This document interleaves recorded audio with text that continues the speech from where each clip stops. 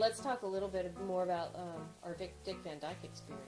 It's been a while since I've sat in line to get a photo op with anybody, because I'm just that kind of a person. I'm not as big about getting the photo ops and things as other people are, so I'm not as familiar with the process.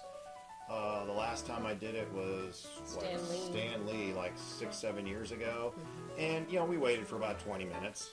But waiting for Dick Van Dyke, we were there for 2.5 hours. I thought it was 3.5.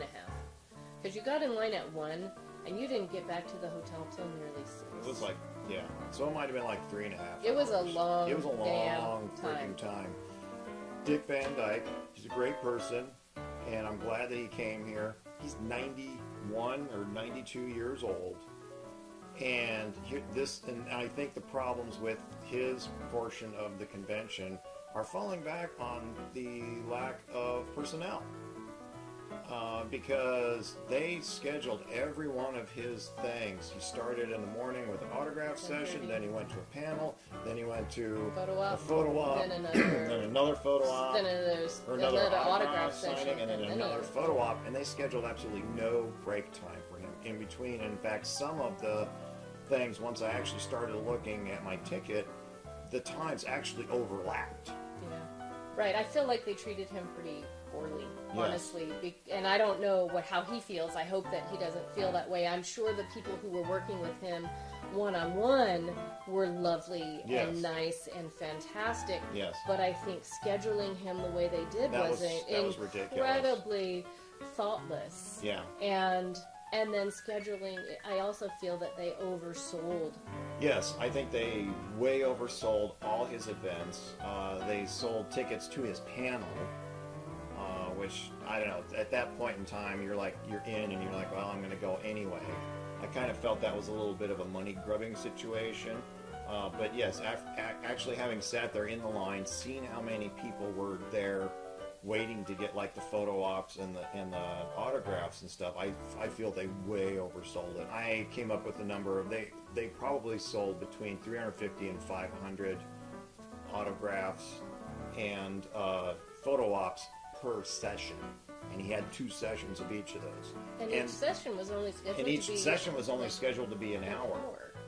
Like, that's not physically possible to run people through that. And I would think that after they would know that. They've been doing this. Is not their first rodeo. Yeah. They've been doing this for years and years, so I don't know where the disconnect was, or maybe we're grossly underestimating the amount that they sold, but it really felt like they oversold. My other main complaint with the photo op is when you go online and you sign up for the photo op, they don't tell you that you're only limited to 4 people in the photo. Yes. And you get there, and there's a big sign that says, only 4 people in the photo. Well, we're a family of 6. Yeah. We are a family of 6. So we had to choose 2 people not to be in the picture. And that was incredibly disappointing to me. I'm still pretty sad about that, and I think that, honestly, had we known in advance, we probably wouldn't have done the photo op. Yeah. Now, I understand that maybe it was a size thing, maybe it's that you can only get so many people through an efficient amount of time. I get all that, and that's fine, but the fact is that you need to tell people that in advance. And I kind of want to go back to the line wait and the communication, because Mr. Van Dyke, he had to take a break, and I don't blame him at all. How about instead of just leaving people out in line wondering what's going on and when they're going to get their picture taken, and getting rumors from people that happen to see him in a golf cart going away, leaving the room while we're getting, food and stuff from the food court, and we don't know what's going on. We don't know if he's coming back. We don't know if he's had a heart attack.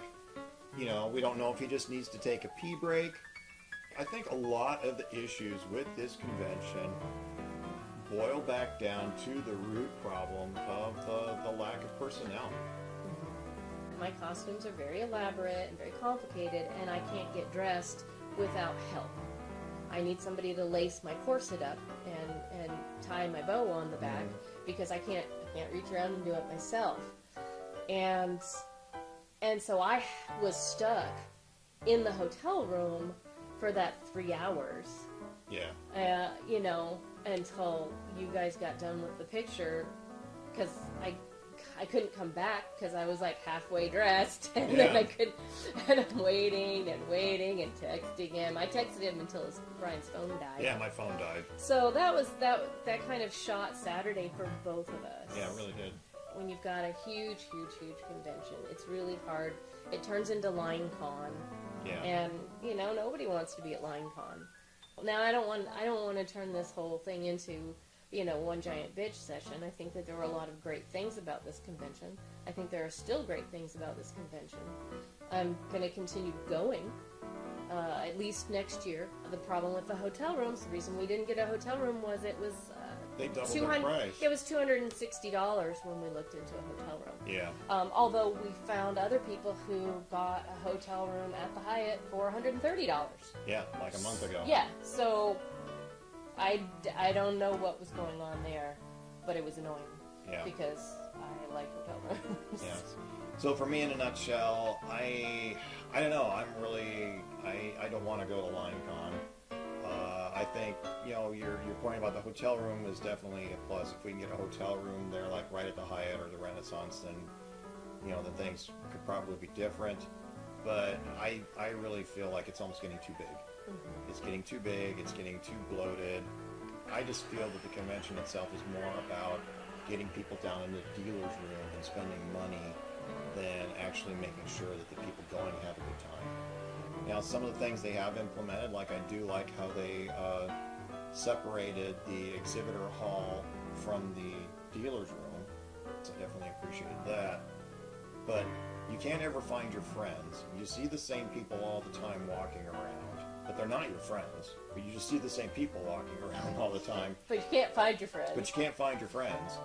And there's not a lot of places to like just kind of sit and hang out. Unless you just decide to, you know, pop a squat on the floor, which is hard to do in an elaborate costume. Right. There's not like a lobby area with the chairs. Yeah.